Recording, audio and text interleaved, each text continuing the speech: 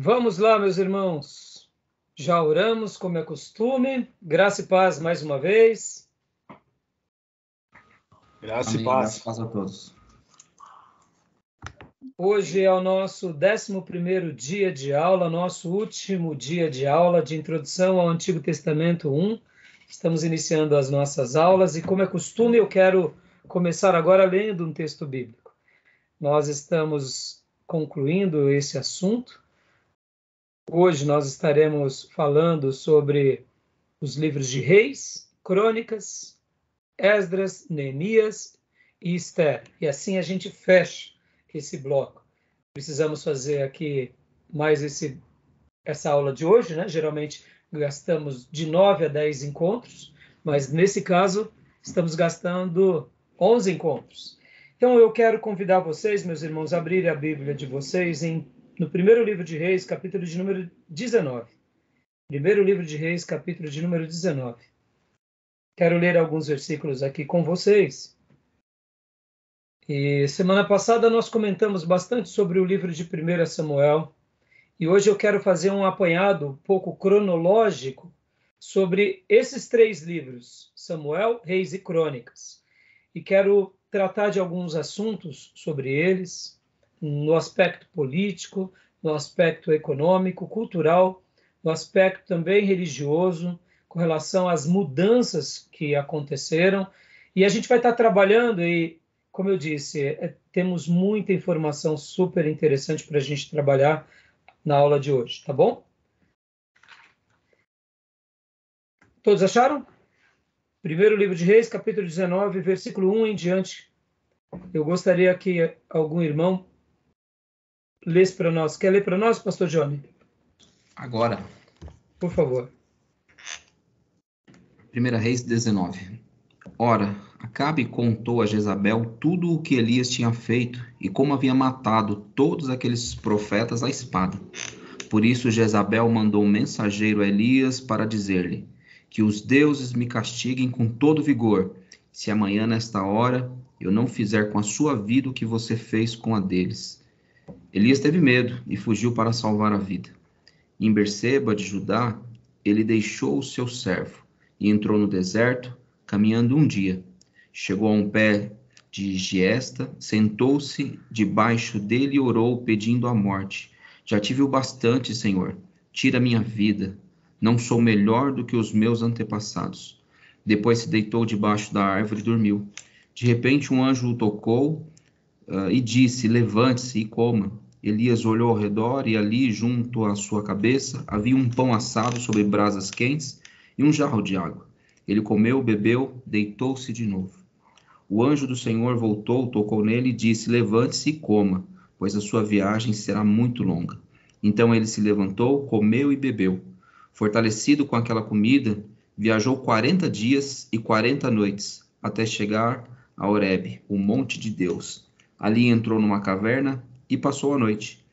E a palavra do Senhor veio a ele, dizendo: o que você está fazendo aqui, Elias? E ele respondeu: tenho sido muito zeloso pelo Senhor, o Deus dos exércitos. Os israelitas rejeitaram a tua aliança, quebraram os teus altares e mataram os teus profetas à espada.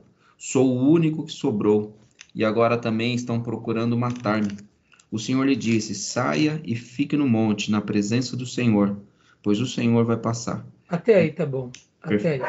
Maravilha. É uma história linda, muito conhecida por todos nós, bem conhecida, abordada.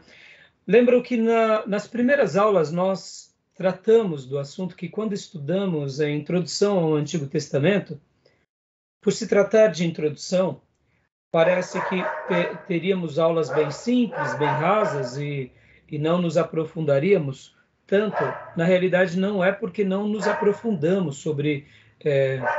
a questão não é ser raso. A questão é que, introdução ao Antigo Testamento, são muitas informações. Por exemplo, aqui, nesse exato momento, nessa passagem, nós entendemos algo fantástico. E eu queria só recapitular aqui nessa abertura, mesclando essa devocional e falando um pouco sobre a matéria, para mostrar como é importante ter essa visão panorâmica do Velho Testamento.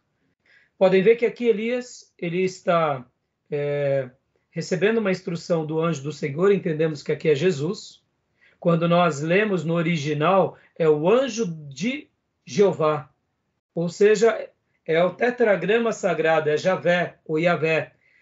Possivelmente foi o próprio Jesus que apareceu aqui também para Elias. Olha que fantástico. E o que eu quero dizer com isso? Ele está agora recebendo uma instrução. Nós sabemos que Elias pregava ali para Acabe, para Jezabel, ou seja, para a tribo do norte. E agora Deus está dizendo para ele ir para Horebe. Onde era Horebe? Lembram? Tratamos disso em classe? Monte de Deus. Onde era Horebe? Geografia bíblica. Monte Sinai. É a norte ou é a sul? Vamos lá, alunos. Não me façam passar vergonha, não. Pode falar. Júnior, está travada a sua...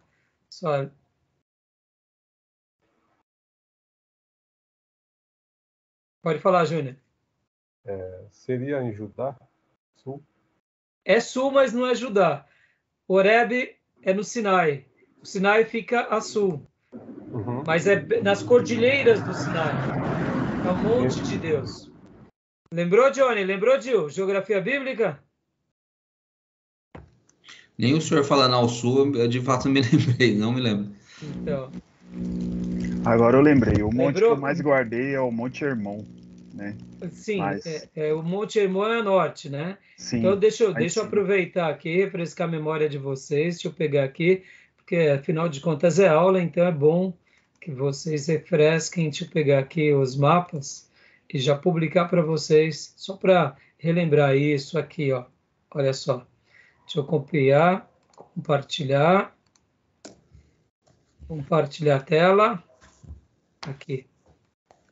Olha só que legal.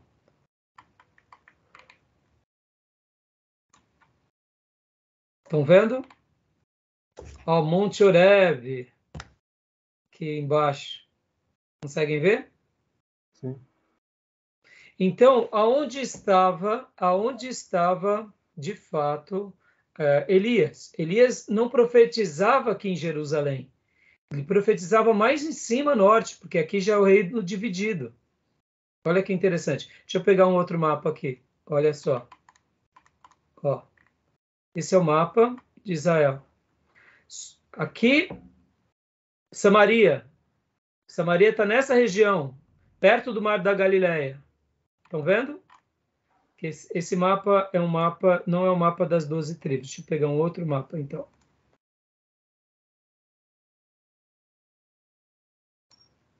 Aqui, ó. Samaria está nessa região, que aqui é a divisão das 12 tribos de Israel.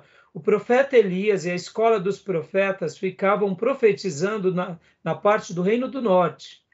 O Senhor aparece para ele está fugindo porque Jezabel quer matá-lo. E aí o anjo aparece para ele e fala, vai para o Horebe. Ele desce, corta Judá, corta Jerusalém, vem pelos desertos, e aí ele desce e ele chega aqui, né? Olha só aqui, ó, exatamente em Horebe. É onde ele tem essa palavra.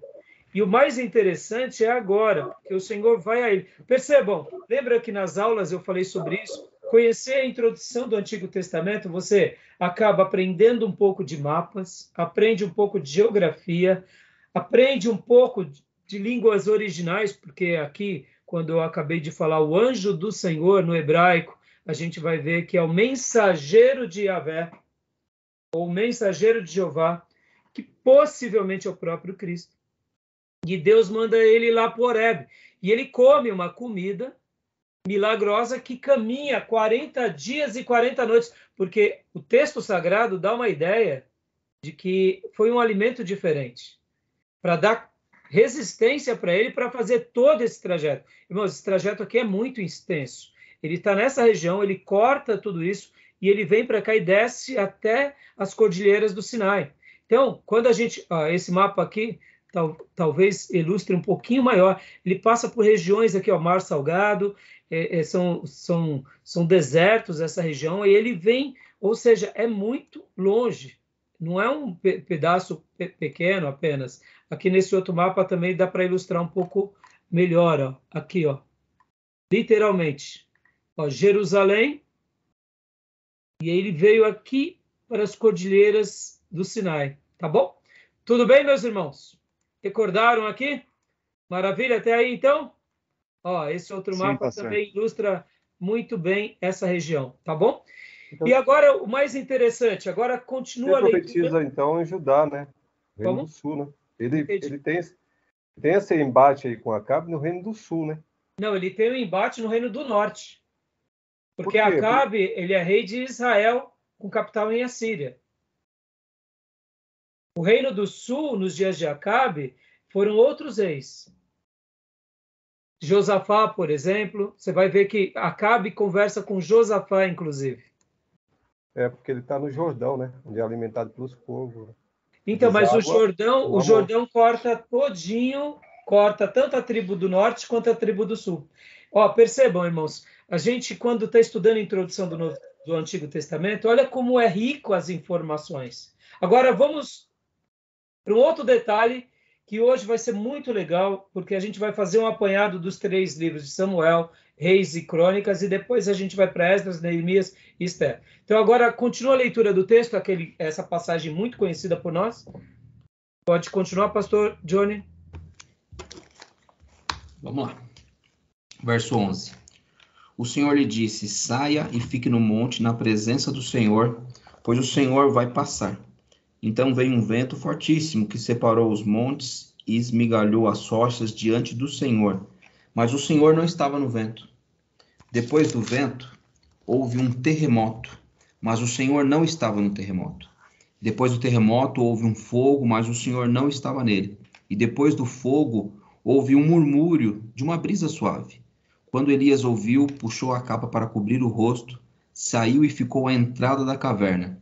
E uma voz lhe perguntou: o que você está fazendo aqui, Elias? E ele respondeu: tenho sido muito zeloso pelo Senhor, o Deus dos exércitos. Os israelitas rejeitaram a tua aliança, quebraram os teus altares e mataram os teus profetas à espada. Sou o único que sobrou, e agora também estão procurando matar-me.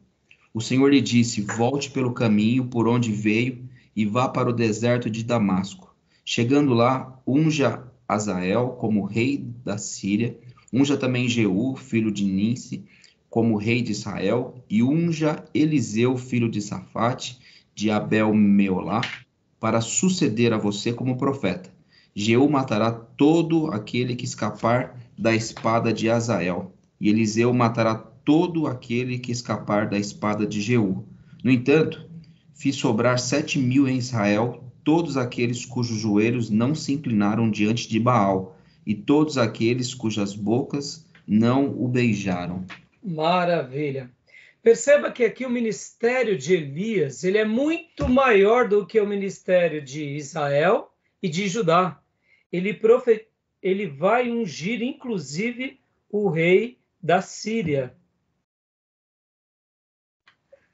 Não sei se vocês prestaram atenção. O que tinha a ver o rei da Síria com o profeta Elias?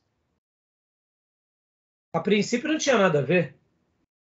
Mas guardem isso, irmãos. Olha a influência de um profeta nesses dias. E olha a influência da escola de profetas nesses dias. O ministério do profeta Elias, assim como da escola dele, juntamente com Eliseu, foi tamanho que ele abalou reinos. Quando ele está fugindo aqui de Jezabel e de Acabe, ele está fugindo porque ele não recebeu nenhuma palavra da parte de Deus, logo, o que ele tinha que fazer era fugir mesmo, porque, de fato, Acabe era uma pessoa muito cruel, e principalmente Jezabel, muito mais cruel que Acabe. E diante daquele enfrentamento, onde ele enfrenta os 450 profetas de Baal e depois destrói os profetas, Jezabel fica furiosa, e ela já vinha matando junto com Acabe os profetas, então ela se indigna contra Elias e quer matá-lo. E aí ele foge. ele não tem nenhuma palavra da parte de Deus, ele foge. Guarde isso no coração, irmãos. Muitas vezes, Deus vai falar conosco por meio da consciência. Tem coisas que ele não precisa dizer. Deus não precisa mandar um anjo logo cedo pela manhã mandando a gente trabalhar. Deus não precisa nos ensinar a ter cidadania. Basta a gente seguir a ética, a moral e o que é correto. Diante de um perigo, Deus não precisa aparecer para a gente e falar, foge, meu filho. É como se ele te dissesse, meu filho, você tem inteligência suficiente.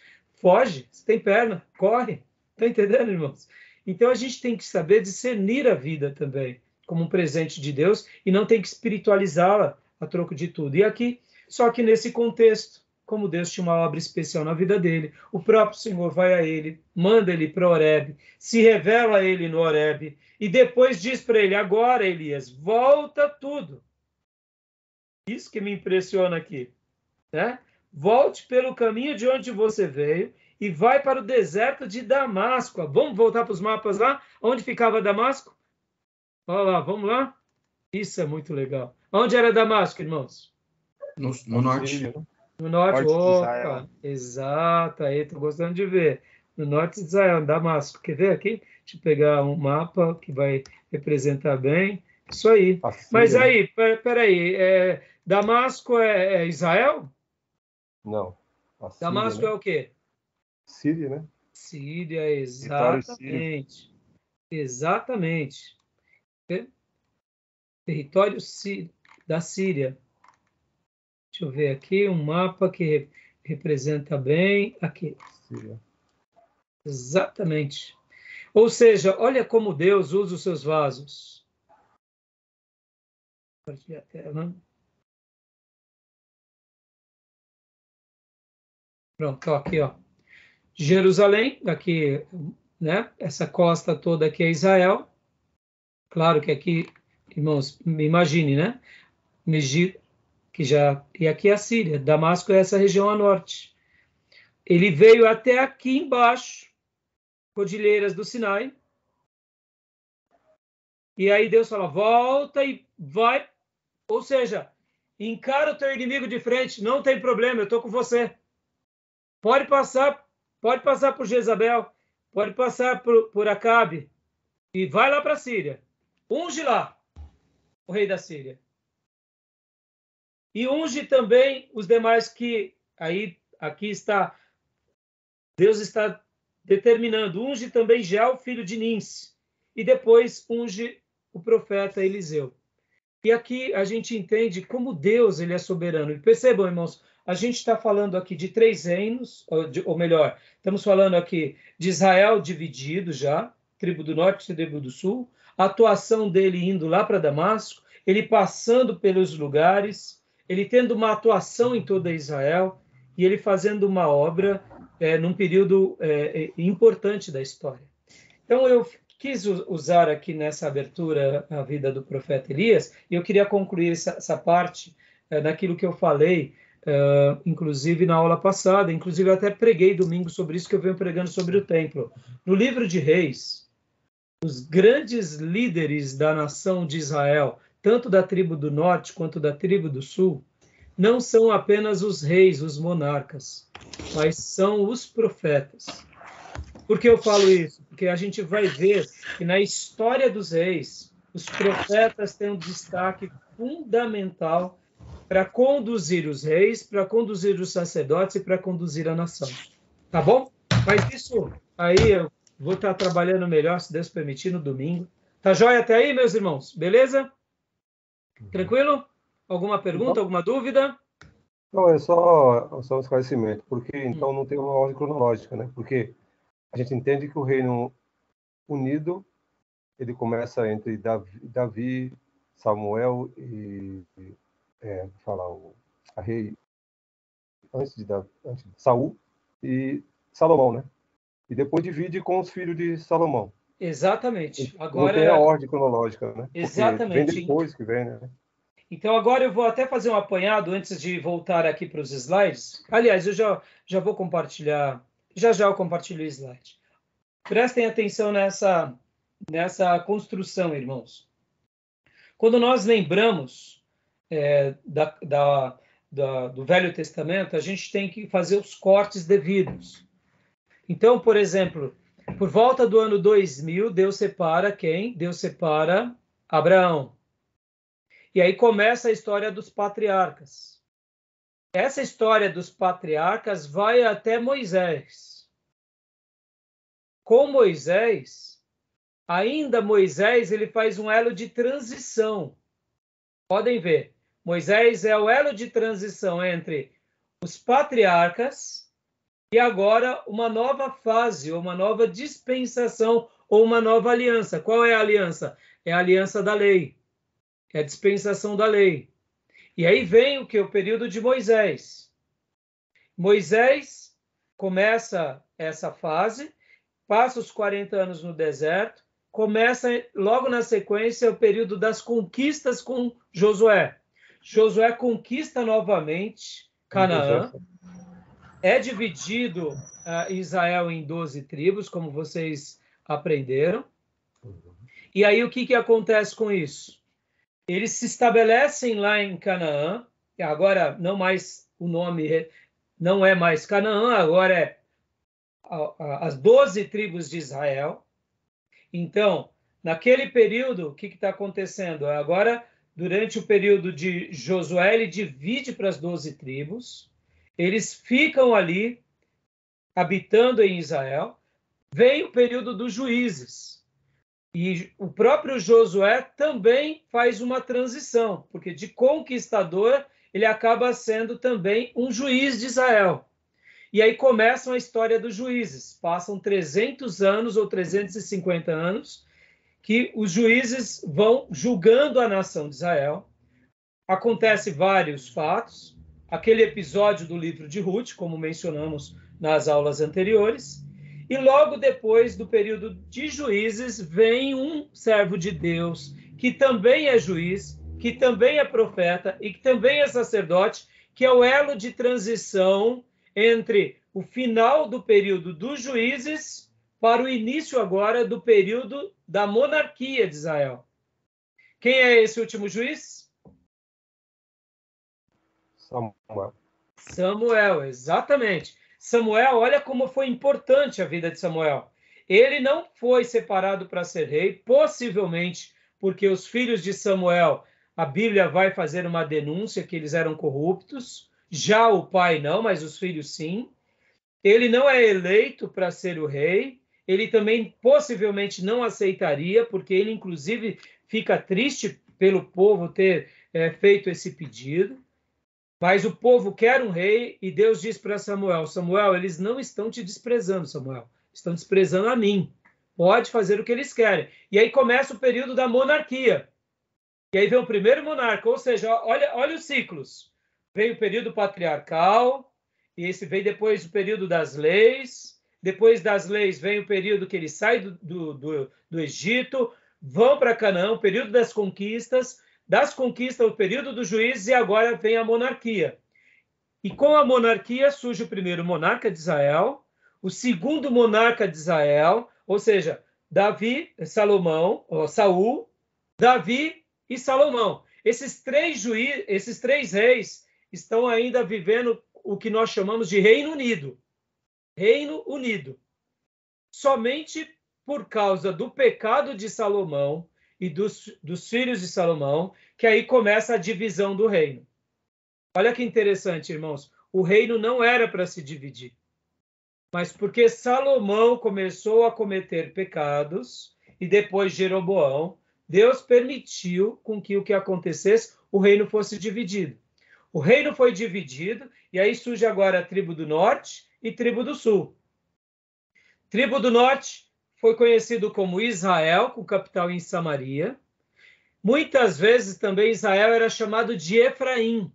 Então vocês vão ver no Velho Testamento, muitas vezes Israel receberam o nome também de Efraim. E era uma maneira que a tribo do norte era conhecida. E a tribo do sul, com o reino de Judá, com capital em Jerusalém.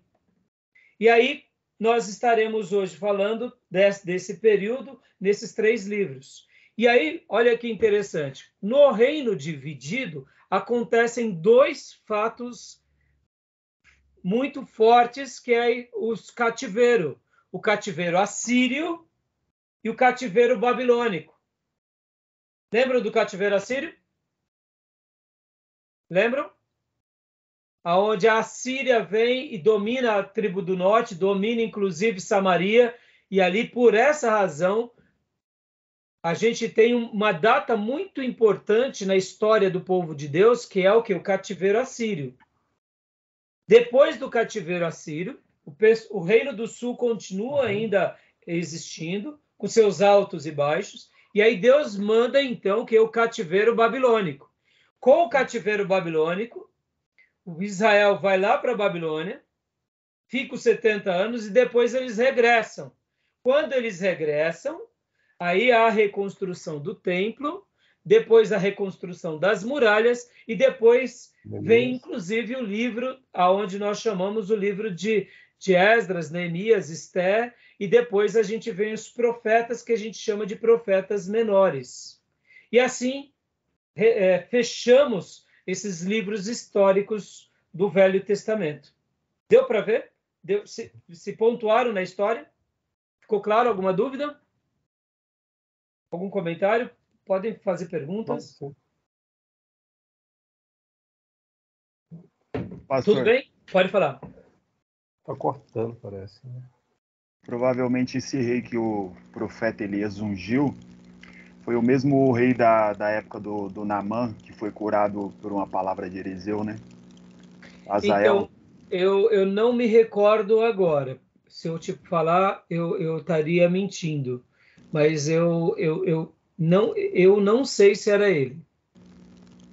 Sim. Eu não sei. Nunca pensei Mas sobre tranquilo, isso. era só uma Uma curiosidade. pergunta, né? Curiosidade. O que eu quis mencionar há pouco, Gil e irmãos, é o seguinte: a influência de um profeta em Israel, mesmo eles tendo se desviado, e nas outras nações. Sim. Quando Deus levantava os seus profetas, e quando Deus levantou essa escola, ela foi uma escola singular, mesmo Acabe e Jezabel tendo sido tão duros. Tá bom? Então eu fiz esse apanhado aqui, irmãos, porque agora a gente vai... Lembram? Deixa eu fazer mais uma recapitulação aqui com vocês. O livro de Samuel, ele tem também um episódio muito curioso. Qual é o episódio? Ele tem no registro de 3 fases. 3 lideranças. A liderança do sacerdote Eli e a destruição de Eli e da sua família.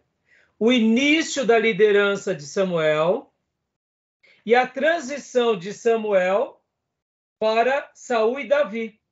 Percebem isso?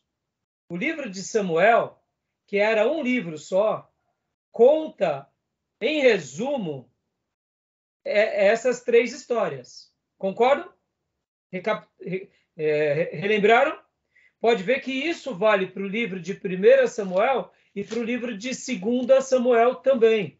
Porque quando nós vemos o livro de 1 Samuel, o livro de 1 Samuel, particularmente, é a liderança do profeta e dos sacerdotes ali e da família deles, o surgimento do profeta Samuel e o início da monarquia com Saul e depois a morte de Saul e 2 Samuel, a vida de Davi e toda a trajetória de Davi até praticamente a sua morte.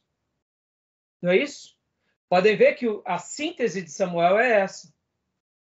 Já o livro de Reis vai começar quando? Com a morte de Davi, tocando no assunto de Davi, e aí passando o quê? Agora o cajado para o seu filho Salomão. Mas ele menciona também sobre Adonias, que quer tomar o reino de Davi, meio que na força, e mostra a frustração. E até o capítulo de número 11, nós veremos o quê? O reino de Salomão. E até o capítulo 11 do livro de Reis é o Reino Unido. Do capítulo 11 em diante é o reino dividido. Aí começa a contar histórias da tribo do norte e da tribo do sul. Eu já vou dar o spoiler do livro de Crônicas, tá? O livro de Crônicas, olha que fantástico, é a síntese da história sendo contada novamente, só que não mais apenas a ênfase de Davi, de Salomão, mas ele vai dar a ênfase cronológica de todo esse período, só que ele vai abordar outros detalhes não contados, só que ele vai ter uma característica diferente, o livro de Crônicas. Guardem isso, irmãos. O livro de Crônicas vai destacar o templo, vai destacar o rei Davi como o homem modelo, um monarca a ser seguido, e vai destacar a vida sacerdotal como algo para ser valorizado e prestigiado diante da nação. Aí vocês dizem assim, mas por que, pastor, há essa ênfase no livro de Crônicas? Porque o livro de Crônicas, ele vai ser escrito depois do retorno do cativeiro babilônico.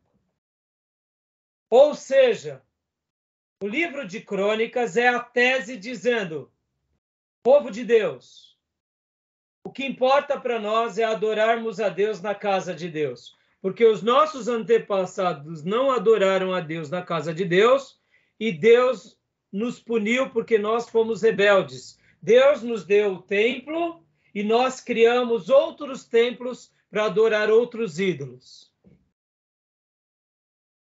A segunda síntese do livro de Crônicas, primeira e segunda Crônicas, é Deus não queria um monarca, mas já que o povo pediu um monarca, Deus levantou um homem segundo o seu coração, que é Davi. Ele era um rei, mas o coração dele estava onde? Na lei de Deus, e o coração dele estava onde? Em cumprir a vontade de Deus e estabelecer o governo de Deus na nação. Por isso que a Bíblia vai mostrar que Davi é o exemplo de rei a ser seguido. Podem ver que as histórias dos livros de reis geralmente vai ter assim. Esse rei foi um rei que caminhou como Davi e caminhou de todo o seu coração. Ou senão vai mencionar, esse rei seguiu os passos de Davi, mas não foi de todo o seu coração. Ou senão esse rei não seguiu os passos de Davi e ele foi um rei rebelde. Pode ver, o rei Davi é um modelo de exemplo bom e o exemplo de rei ruim temos com Acabe, mas temos um outro rei que foi pior do que Acabe, foi Jezabel, ou melhor, Manassés.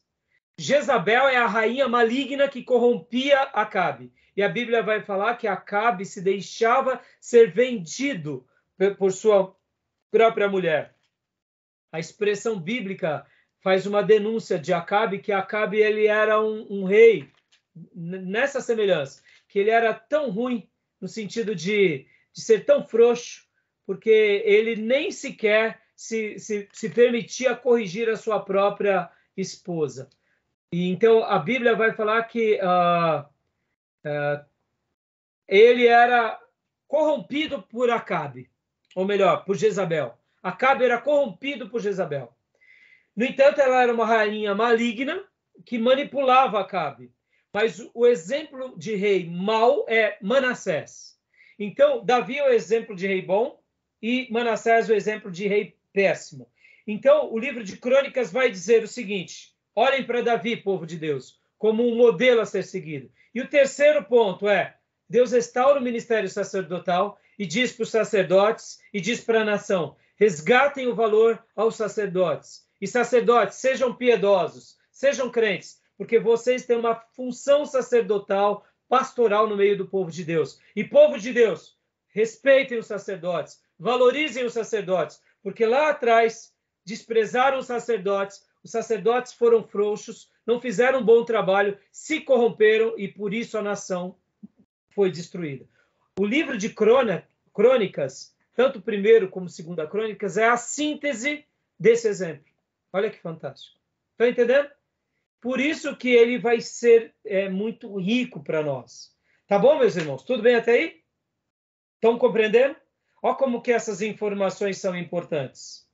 como essas informações elas acabam tendo esse lado histórico, cronológico. Pode ver, até o nome Crônicas tem a ver com essa ideia de cronologia, de relato, de datas. E a gente vai ver vários detalhes agora aqui nos slides, tá bom? Tudo bem até aí? Alguma dúvida? Alguma pergunta?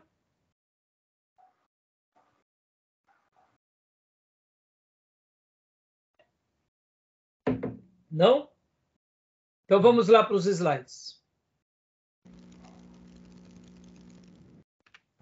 Vamos lá para os slides agora.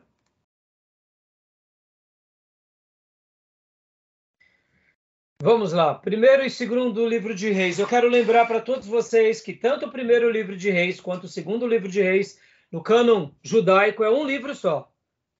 Essa divisão foi feita posteriormente, mas partem do pressuposto que Reis é um só, Samuel é um só e Crônicas é um só. Tá bom, meus irmãos?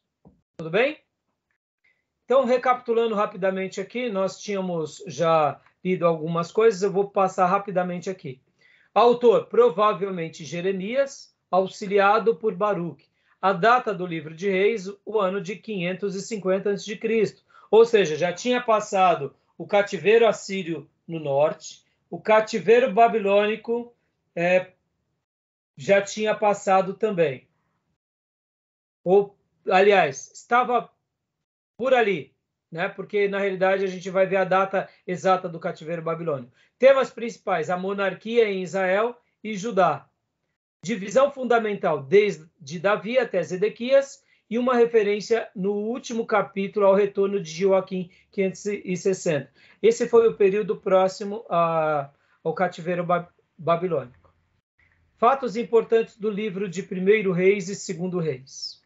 Sobre os reis: Saul, no princípio humilde, no final possesso, 40 anos de reinado. Davi, Deus queria um rei para a nação, Deus não queria um rei, mas já que Deus permitiu, então ele escolheu um rei segundo o coração dele. Davi estruturou a nação, quase formou um império, estruturou o ministério levítico e a religião, deixou um reino estável e pronto para Salomão, cometeu muitos erros, mas tinha um coração arrependido. Davi foi falho também. Ele comete 2 grandes pecados, que é o pecado com Betseba e o pecado depois do recenseamento. Divisão do reino se dá exatamente no ano de 930 a.C. Aqui a gente agora está voltando um pouco para mostrar que o livro de Reis está registrando a história lá atrás, quando se divide o reino.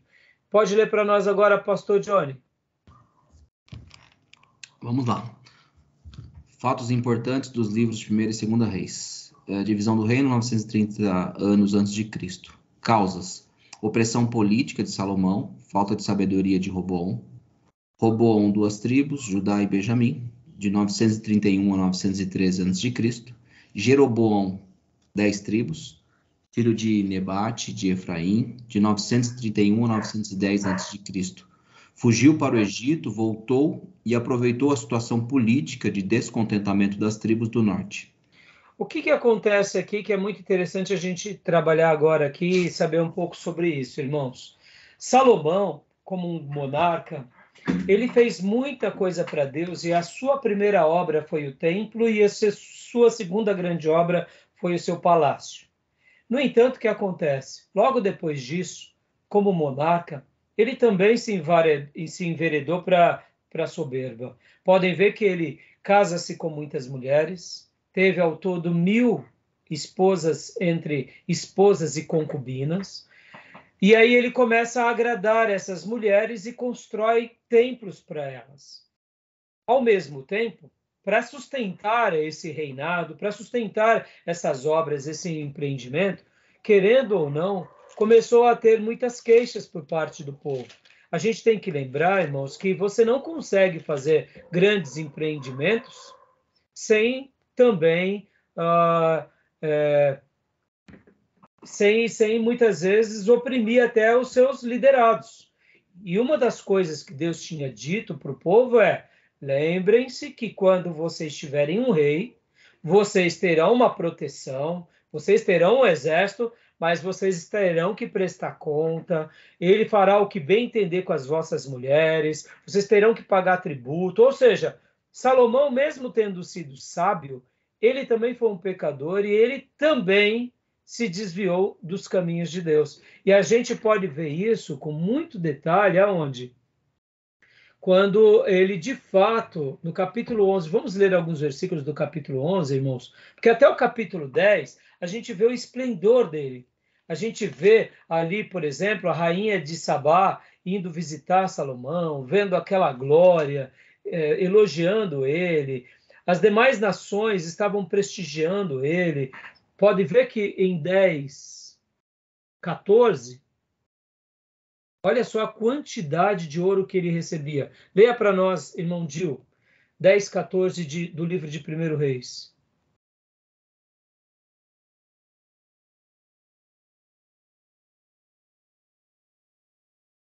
Primeiro livro de Reis, capítulo 10, versículo 14, irmão Gil, por favor.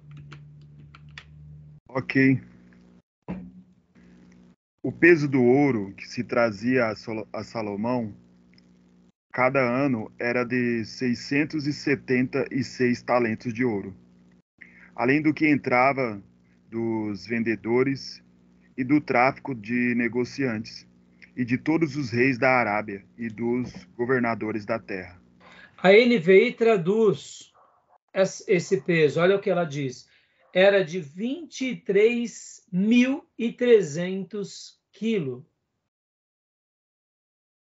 Pensem nisso. Ele recebia isso como anualmente. Agora olha o versículo 16. Leia para nós o 16 e o 17.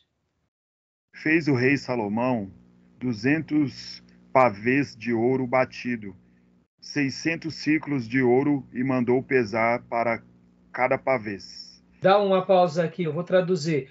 O rei Salomão fez 200 escudos grandes de ouro batido. Escudos grandes de ouro batido. Olha o valor monetário disso. Percebam que, lembram, nas aulas passadas, e principalmente na aula passada, eu mencionei muito sobre isso, o período do bronze tardio, que eram cidades-tribos, e eu mencionei que agora Israel estava entrando logo depois da monarquia, principalmente ali com Davi, as conquistas de Davi, ele entra para o período de ferro. Não é somente o reinado, mas ele alcança a tecnologia, e agora eles estão no momento de economia e de tecnologia muito além. Olha só a quantidade de ouro que os soldados do templo e de Salomão tinham. Pensem nisso, irmãos. Na história mundial, você ir visitar um rei e os soldados do rei e os soldados do templo estarem com escudos grandes de ouro. Aqui está dizendo 200 escudos grandes de ouro batido, utilizando 3,6 kg de ouro em cada um. 3,6 kg. Imagina, de ouro em cada escudo. É pouco ou não? Continua, Gil. Agora o 17. 17. Fez também 300 escudos de ouro batido, 3 arratéis de ouro, mandou pesar para cada escudo. E o rei o pôs na casa do bosque do Líbano. A casa do bosque do Líbano era a casa dele chamada, era o palácio dele. Né? Olha que interessante. Traduzindo na NVI, 300 escudos pequenos de ouro batido com 1,8 kg de ouro em cada um. Ou seja, os maiores possivelmente ficavam no templo e os menores ficavam no palácio real. Mas, meus irmãos, olha a riqueza. O versículo de número 18. O rei mandou fazer um grande trono de marfim revestido de ouro puro. O trono tinha 6 degraus, e aí continua falando, fala dos leões, olha a exuberância. 22, o rei tinha no mar uma frota de navios mercantes junto com os navios de Irão. A cada 3 anos, a frota voltava, trazendo ouro, prata, marfim, macacos e pavões. 23. O rei Salomão era o mais rico e o mais sábio de todos os reis da terra.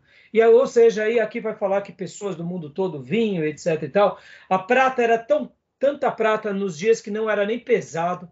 Então pensam agora, irmão, você sai do período que na arqueologia chamamos de período do bronze tardio, que são tribos de pastores e de agricultores e que correm um certo perigo contra as nações-estados.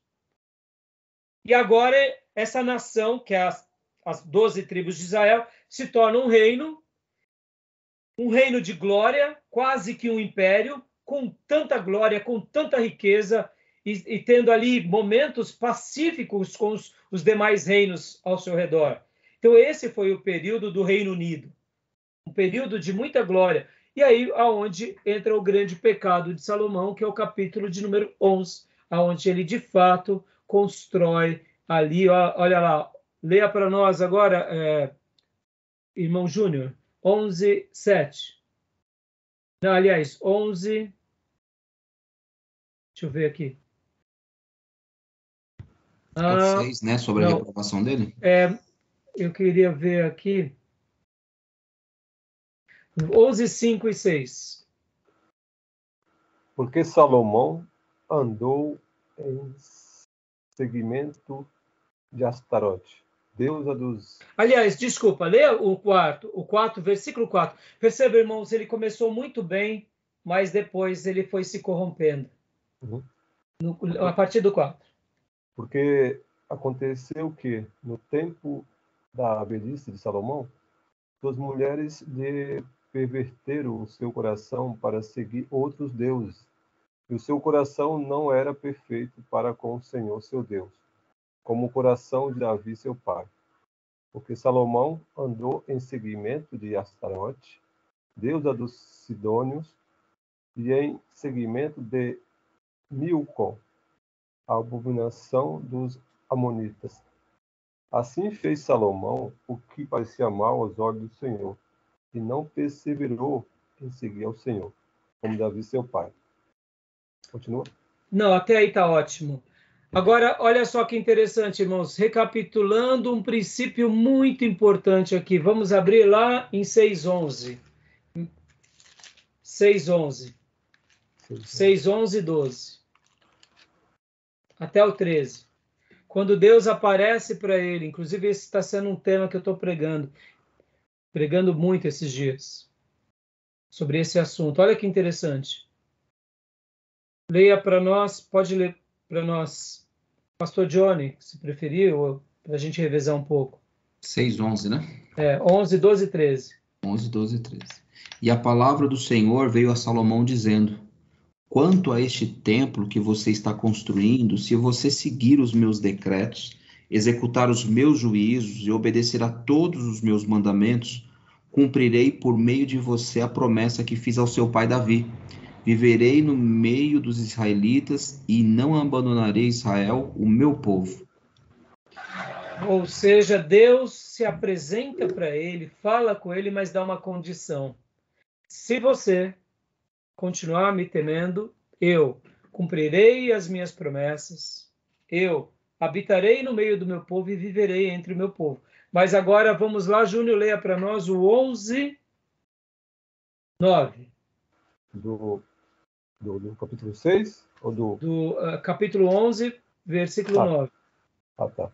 Aí continua falando lá que no monte que fica a leste de Jerusalém, Salomão construiu um altar para Canos, ou seja, Salomão foi enchendo de altares Jerusalém e vários outros lugares. E o versículo 9, leia para nós. Pelo que o Senhor se indignou contra Salomão, porquanto desviaram o seu coração do Senhor, Deus de Israel, o qual 2 vezes lhe aparecera. Segue?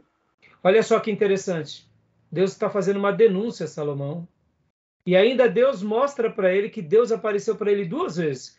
Esse episódio que a gente acabou de ler lá no 6:11 Deus fala com Salomão de uma forma que a gente não sabe como foi, quem foi e de que quando aconteceu. Foi logo depois que ele começa a construir o templo, Deus fala com ele.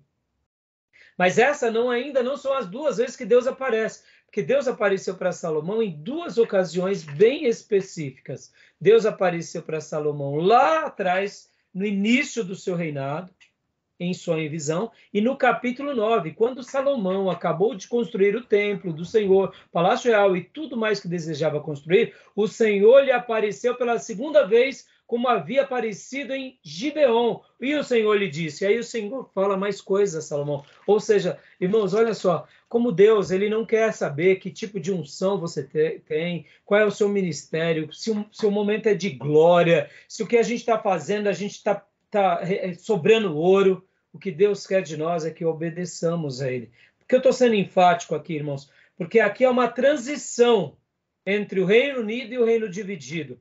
E aqui é um período de glória que Deus está dizendo o seguinte, olha, essa glória só tem sentido e toda essa riqueza se a minha presença estiver com vocês. Porque se a minha presença não estiver com vocês, nada disso compensa. E agora leia o versículo 10, irmão Júnior, em diante, até o versículo de número 13. E acerca desta matéria, lhe tinha dado ordem que não andasse em seguimento de outros deuses, porém não guardou o que o Senhor lhe ordenara. Pelo que disse o Senhor a Salomão, pois que houve isto em ti, e não guardaste o meu conserto e o meu estatuto, te mandei, certamente rasgarei de ti este reino, e o darei a teu servo. Todavia, nos teus dias não o farei, por amor de Davi teu pai. Da mão do teu filho o rasgarei. Prossegue? Se leu até o 12. Agora pode ler o 13. Porém, todo o reino não rasgarei. Uma tribo darei a teu filho, por amor de meu servo Davi, e por amor de Jerusalém, que tenho elegido. Olha só, irmãos, o que foi o estopim para a divisão do reino? Resumo teológico, pecado. Ponto final. Davi, Salomão, né? Salomão. Pastor, mas ele não era sábio? Era sábio. Mas aqui não quer dizer, você pode ser sábio, você pode ser rico. Aqui não tem nada a ver com sabedoria, tem a ver com obediência. Tem a ver com posicionamento. Tá bom, meus irmãos? E aqui, Deus ainda foi misericordioso, porque Deus separa as tribos, mas o projeto de Deus era dividir para punir Salomão e não para arruinar o seu povo. E aí, por essa razão, vem agora o grande episódio da rebelião, porque Jeroboão, ele era um servidor de Salomão, e Salomão também, vendo que ele tinha uma influência muito grande, quer até matá-lo. Olha aí, mais uma vez.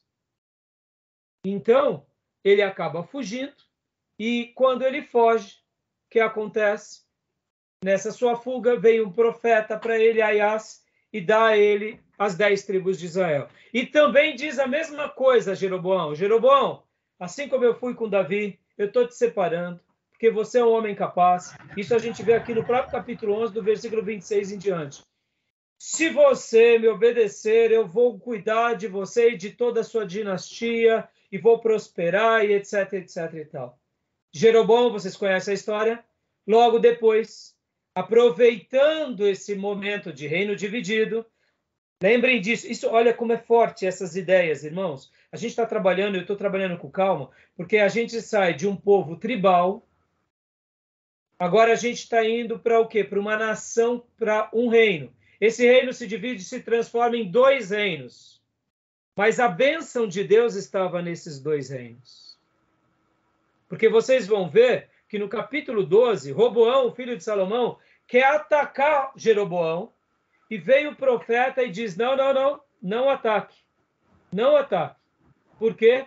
Porque essa separação veio de Deus. Vocês vão ver isso em 12, 22. Deus está dizendo, na divisão fui eu que causei. Eu que causei. Aí eu pergunto, por que Deus causou lá atrás? Lembra? Pecado de Salomão. Então perceba, só que agora Jeroboão, ao invés dele se manter fiel a Deus, ele olha para o novo reino que Deus deu, que era uma nação já bem estabelecida, rica, próspera, e aí ele olha para tudo isso e fala assim, não, eu não vou adorar a Deus no templo, eu vou criar os meus ídolos e vou deixar Israel protegido de norte até Betel, ou seja, o sul, né, no caso dessa nova divisão. Criarei 2 centros de adoração e assim eu preservo essa minha liderança. E aí vem, mais uma vez, o pecado na vida de Jeroboão. E aí Deus, mais uma vez, levanta os profetas, levanta o profeta de Judá, ele sentencia-se contra Jeroboão no capítulo 13, e depois veio o próprio Aias, sentencia de novo o mesmo profeta que profetizou que Jeroboão seria rei, ele também profetiza a ruína de Jeroboão e a ruína de toda a descendência de Jeroboão. O único filho de Jeroboão que não teve uma morte trágica e um sepultamento trágico foi o filho mais velho, porque a impressão que dá é que ele temia a Deus. Toda a descendência de Jeroboão foi dizimada, e aí a gente conhece a história dos demais reis de Israel, que vai sendo várias sucessões e várias dinastias, sempre se distanciando de Deus e nunca voltando para Deus. Tudo bem até aí, meus irmãos? Ok. Ficou claro? Sim. Ou seja, o estupim da divisão do templo foi o pecado. E o estupim para a queda de Jeroboão também foi pecado. Em especial a idolatria. Tá bom? Seguiu então, o pai, né? Infelizmente. Né? Influência do pai, né? Pastor. Pois não, filhote. Pastor, uma suposição. Se Jeroboão tivesse construído um templo lá no norte, onde ele se manteve, e não tivesse construído os bezerros, colocado falsos sacerdotes, continuasse adorando pelo menos o Deus que era verdadeiro, será que seria possível o Senhor se manter ao lado dele? Então, aí onde entra a questão. Deus deu templo para quem construir? Sim, estava lá no Reino do Sul, né? Ali era a capital religiosa. Sim. Todas as nações da Terra, olha que interessante, para eu concluir aqui essa gravação, claro. É Siló ainda, né? Olha só que interessante. Olha como o homem, é isso que eu falo para vocês, irmãos, que aqui a gente tem cronologia, mas a gente tem também economia, a gente também tem aqui a questão política. Olha como ela vai se misturando e vai virando uma nova cultura. Né? A gente sai do período do bronze, entra para o período do ferro, a gente sai das tribos, a gente entra para a monarquia, mas percebam, qual era o grande propósito de Deus ter dado para Davi o templo? Quando a gente lê lá o discurso do primeiro mártir, que é Estevão, o templo não era projeto de Deus. Deus ouviu Davi, porque Davi quis construir, Deus permitiu o templo, assim como tinha permitido a monarquia. A monarquia não era permissão de Deus, não era vontade de Deus, foi permissão de Deus. Olha que interessante. O templo foi permissão de Deus. Agora, já que a monarquia foi estabelecida, essa monarquia devia seguir o que? A teocracia. Já que a casa de Deus foi estabelecida, todas as nações, começando por Israel, porque Israel era uma nação sacerdotal, eram para vir adorar a Deus no templo. Então não era para ter essas divisões políticas, porque podem ver que quando Salomão começa a reinar, ele pede para o rei de Tiro, pede cedros do Líbano, e ele manda. Tanto é que ele negocia terras ao norte. E o próprio rei de Tiro depois fica até indignado, dizendo que essas terras não prestam para nada. Porque Salomão dá terras que não tinham um valor tão grande comercial. Mas assim, dava para ver que o próprio rei de Tiro, a maneira em que ele fala do Deus de Davi, do Deus de Salomão, é prestigiando. Ou seja, dá para ver que a rainha de Sabá se convertem. Várias nações estavam se convertendo. Porque, de fato, Israel era uma nação sacerdotal. Na divisão do templo, o que Deus estava dizendo? Deus estava dizendo o seguinte: olha, eu não tenho negócio com pecado. Já que vocês pecaram, então eu estou dividindo o reino. Mas agora esse reino era para que ele fosse cultuado aonde? Lá em Jerusalém. E Jeroboão deveria ter acesso a Jerusalém, e Roboão deveria aceitar isso, porque, afinal de contas, foi Deus quem dividiu o reino. Podem ver que quando o profeta vai para Roboão, porque é o profeta Semaías, lá no capítulo número 12, e ele está querendo ir atacar as 10 tribos, o profeta diz, não vá, porque isso veio de mim. Roboão, nesse momento, entendeu que não podia atacar e não ataca. Graças a Deus ele não atacou. Ele era vaidoso, ele não caminhava nos passos de Davi como foi o próprio Davi, mas ele também não cometeu esse deslize. Então, na realidade, Roboão não era para construir nada, Roboão era para vir adorar a Deus no templo, nas festas, e depois continuava fazendo a sua vida. Mas o que ele viu? Ele viu o seguinte, olha que interessante, eu vou parar a gravação aqui, mas para eu concluir. Samaria, irmãos, era muito próspera. Essa região de Samaria, nas aulas de geografia, talvez vocês vão lembrar, era uma região muito próspera. A área mais próspera de Israel era o Vale do Jordão e, em especial, a região da Samaria. Então, o que acontece? Essa parte norte era muito rica. O que eu deduzo? Jeroboão deve ter pensado, o quê? Eu vou entregar tudo isso de mão beijada para Roboão? Vou nada, eu vou ficar comigo.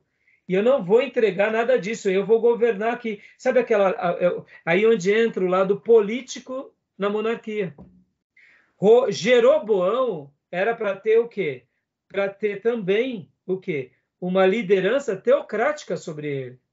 E ele foi para uma liderança o quê? Política e econômica. E aí criou seus próprios ídolos, a sua própria religião. Por isso que ele sucumbiu. E Deus foi tão severo com o Jeroboão que ele nem começou tão bem e já sucumbiu.